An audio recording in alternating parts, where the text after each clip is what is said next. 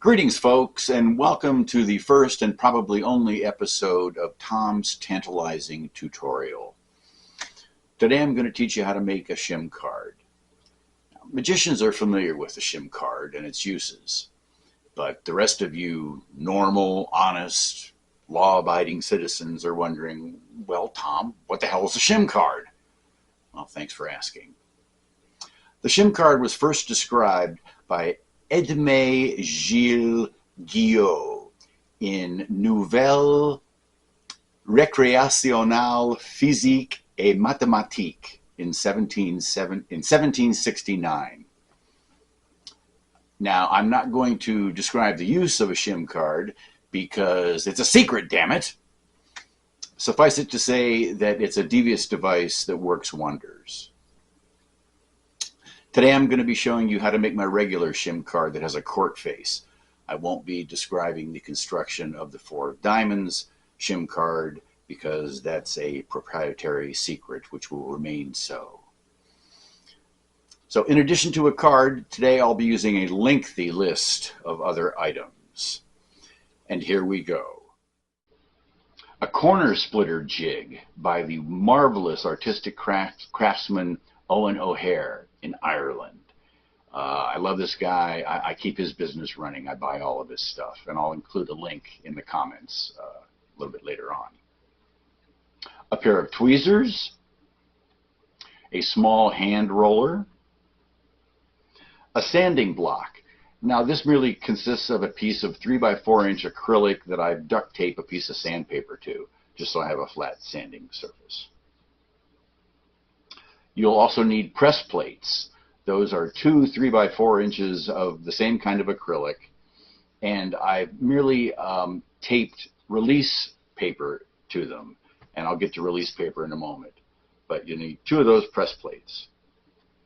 You'll also need a strong hand clamp, and once again, thanks to Eoin O'Hare, his marvelous aligner jig.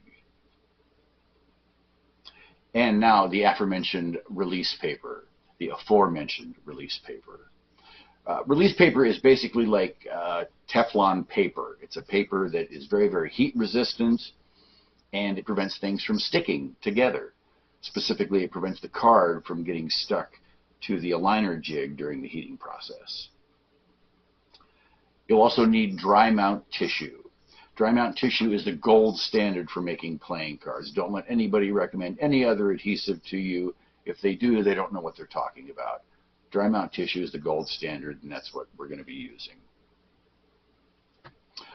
You'll also need a shim aligner, and that's basically a playing card that I've merely cut the center rectangle out of it, and you'll see its usefulness in a moment. And you need shim. It is 2/1000 of an inch thick steel shim that we're going to be using. You'll also need a banding iron and a big honkin' heavy commercial t-shirt press. You'll need a book. For whatever reasons, my lucky book is by Keith Richards.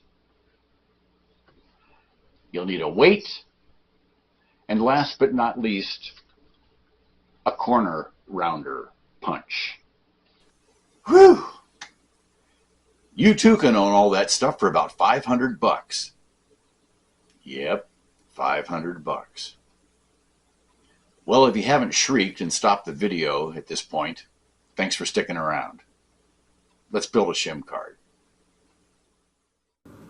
Cards 101. A playing card consists of 3 layers. Face layer, back layer, and then a dark adhesive or glue layer.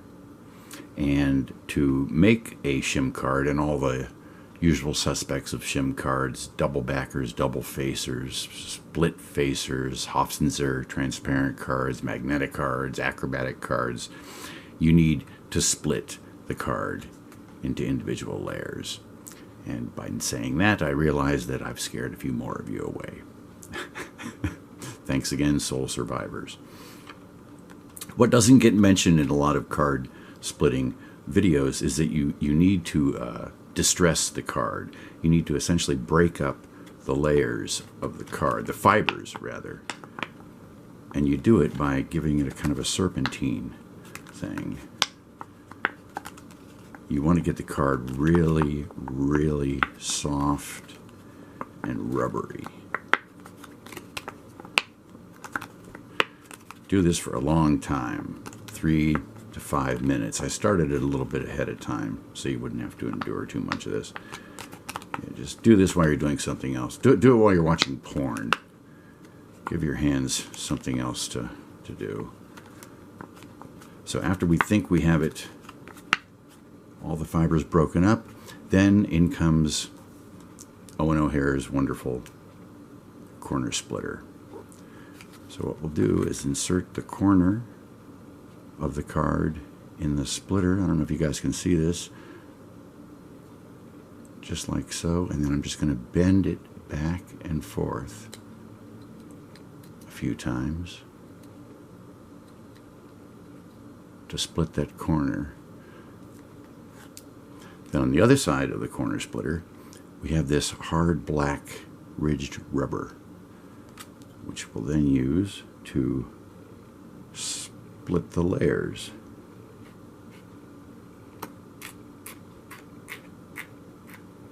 Like so.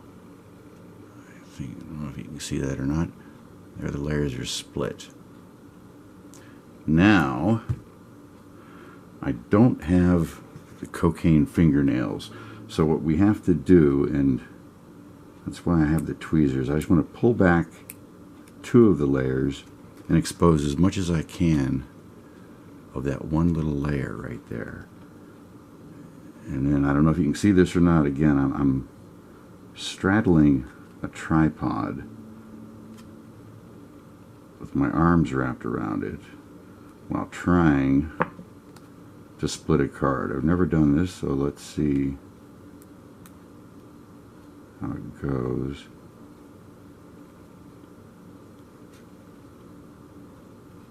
I think I will use the tweezers. I'm just going to start it. This is the crucial part. There we go. I just started it enough. Now, this is the single layer that we're going to be cutting. We're going to be pulling a face. So I'm going to put that single layer down on the table, bend the double layer back, and then put my index finger down there to really, really hold it in place. Make sure that's straight. Hold that in place. Keep it braced. And then we split. And as I'm splitting, my fingers, make sure my hands are dry. My fingers are holding that single layer in place.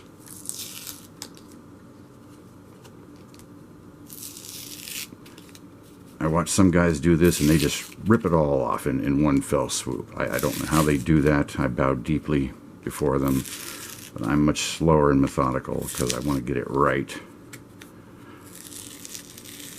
the first time, if at all possible. And I usually do. And very careful toward the end. Just like that. That leaves you with a double piece that you can pitch or use for other purposes. Now I want to immediately use our handy roller to roll and flatten that corner where we did the peel.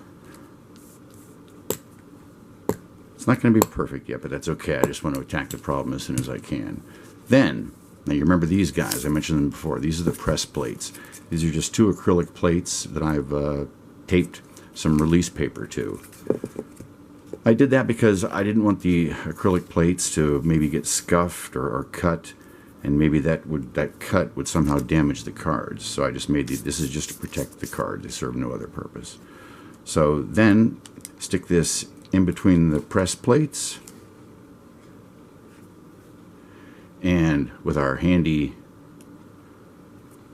clamp, we clamp that in place. Alright, the face has been clamped in the press plates overnight. Let's take it out. Looks good. Now the other stuff we need. Release paper, dry mount tissue.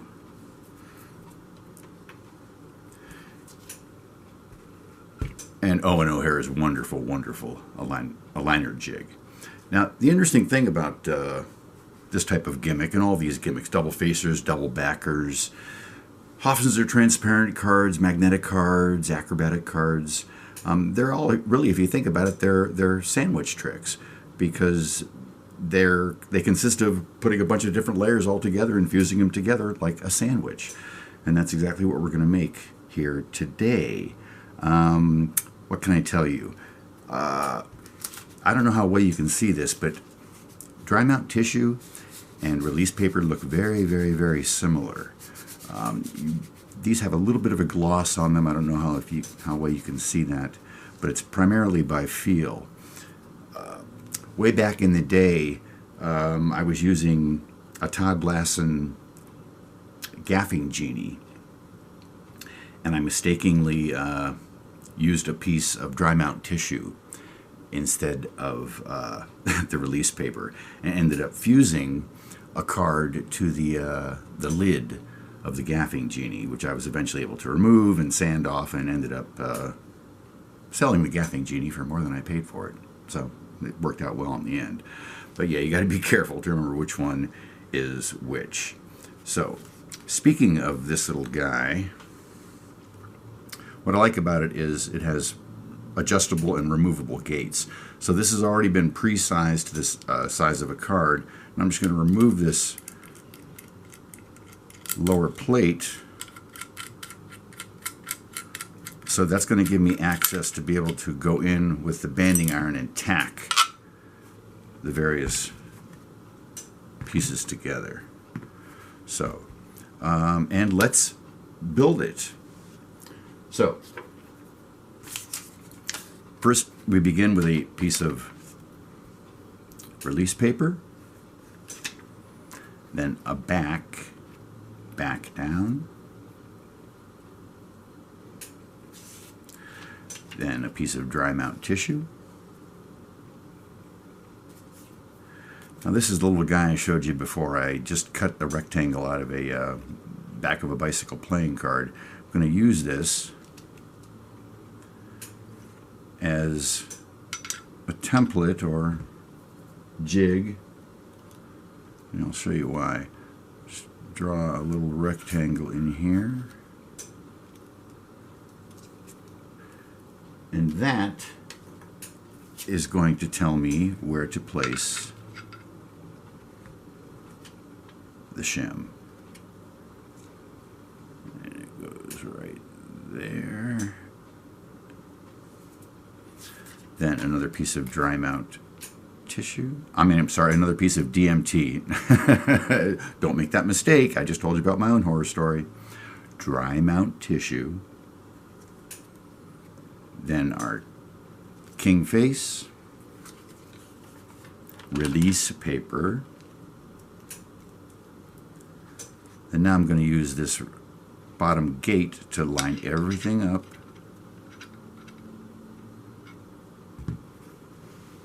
Because now, before popping it into the t-shirt, I'm going to tack it. Dry mount tissue melts at 190 degrees. I have the banding iron here. It's cooking at 212. And I'm just going to tack this enough to keep the pieces all together until I run over and pop them into the t-shirt press. So here we go.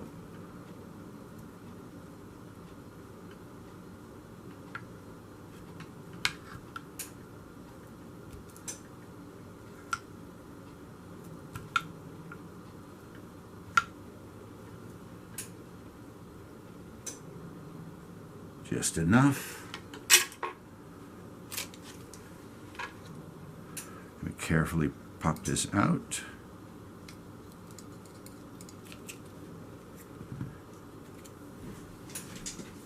And into the t-shirt press. This big old boy is on at 215. We're going to put it in here for 30 seconds. 215.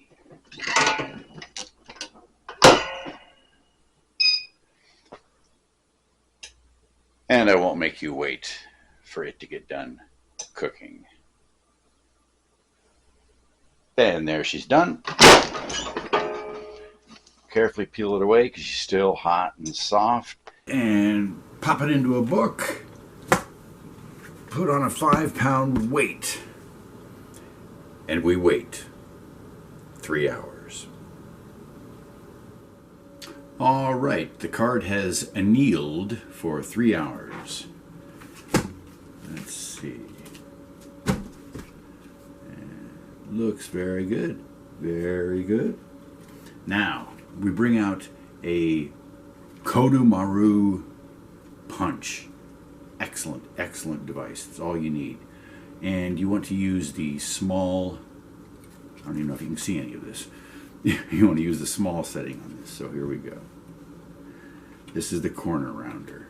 Because as you might be able to see, the DMT is sticking out of the corners of the cards, and we want to get rid of that. So punch, and punch, punch,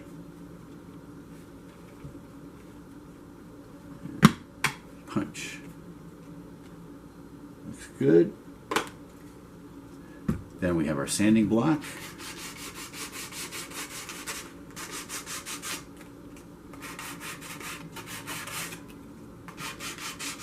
Just to make sure everything is perfectly in line.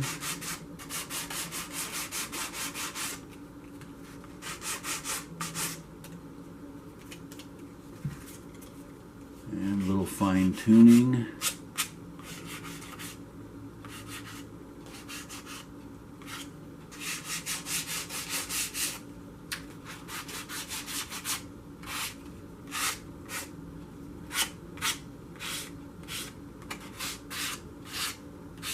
And I'll spend some more time on this later to get it perfect, but that gives you the idea. And there we have a Shim card. It looks terrific. All the corners look great. Let me take a look at it actually. A little bit of tuning here.